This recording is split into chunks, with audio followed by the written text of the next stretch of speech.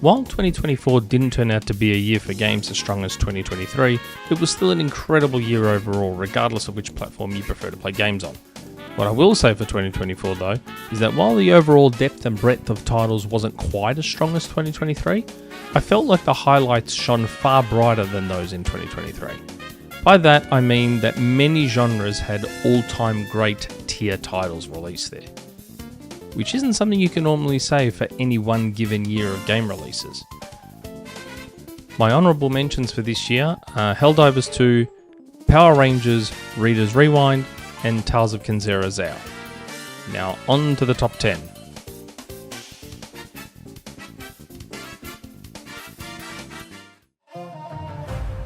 Number 10, Never.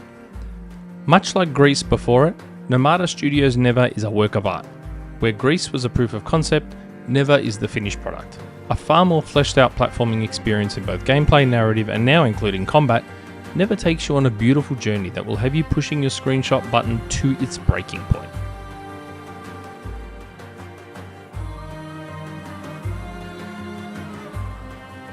Number 9 is Pepper Grinder.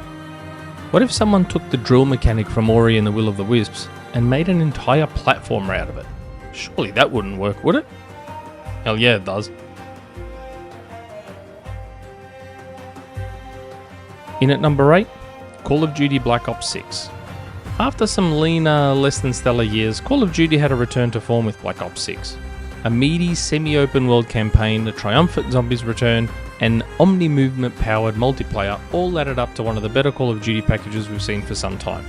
While somewhat visually underwhelming, there's a lot on offer here, and what's here is really good. Felt a lot more like the original Black Ops as a package than any after it. Number 7, Pokemon the Trading Card Game Pocket. Please don't ask me why I can't stop playing this game, because I don't even know. Pokemon TCG Pocket released on October 30, 2024, and I have logged into it literally every day since. I'm not sure a mobile game has ever captured me in this way before. Why? I don't know. All you're really doing is collecting cards and then using those cards to create decks to battle with. You don't even need to battle. You can just collect the cards if you want. I'm chalking it up to my eternal regret at selling my Pokemon cards a few years ago. Yeah, that's it.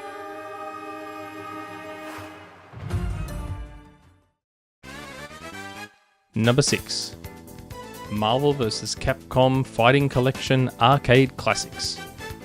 This is the Capcom collection I've waited so long for. Let's be real, Marvel vs. Capcom 2's return is worth it alone. Everything else is basically a beautiful bonus. Outside a couple of very strange decisions like no crossplay and only having one save slot for the entire collection, this is really the ultimate collection of Capcom's Marvel crossover fighters. You really couldn't ask for much more.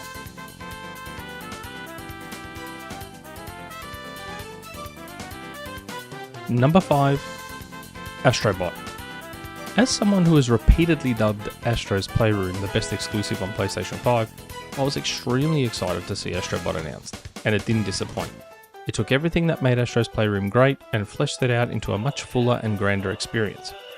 While it was a bit longer than I would have liked and began to outstay its welcome, it was still a fantastic game overall.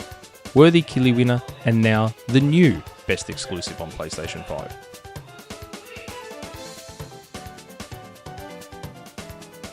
My number 4, The Legend of Zelda Echoes of Wisdom.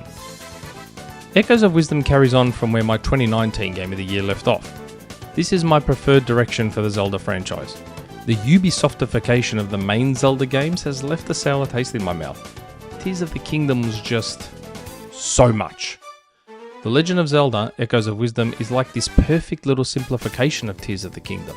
You can still do what you want in a somewhat open world, but it's all been stripped back and streamlined in a much smaller world that's so much easier and frankly more fun to digest.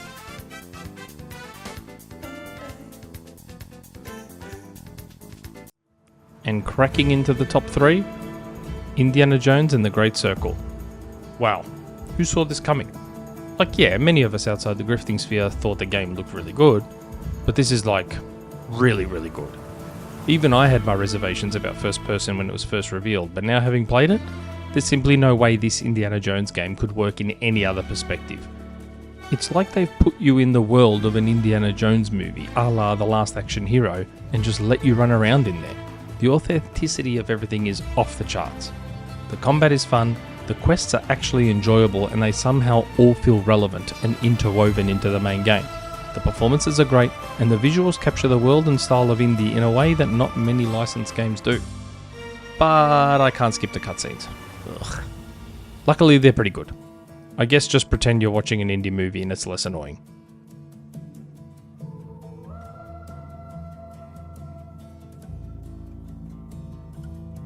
The second best game of the year? Balatro. Seriously, just go play Balatro. Don't worry about it, just go buy it and go play it.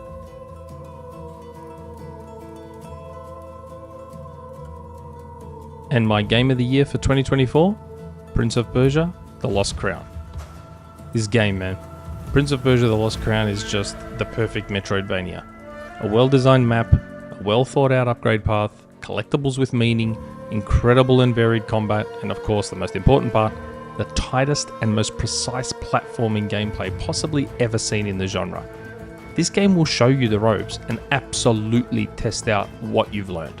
This game is tight. Tight like a tiger. It's all supported by an incredible Middle Eastern inspired soundtrack that somehow has the ability to blend seamlessly into the background while still enhancing the experience and having you remember how good it was. I actually wouldn't be able to hum a single tune from it, yet I just know how much I adored listening to it while playing. Simply put, it might be the best Metroidvania ever made, and easily my 2024 Game of the Year. Please just go buy it, it's amazing. And that's it. That's a wrap on my 2024 Game of the Year. What did you think? Be sure to leave a comment below, and as always, if you like what we do, please like, subscribe, follow us on our socials, and if you think you can spare a coffee a month, support us on Patreon, and don't forget to visit XboxEra.com for more. Ciao for now.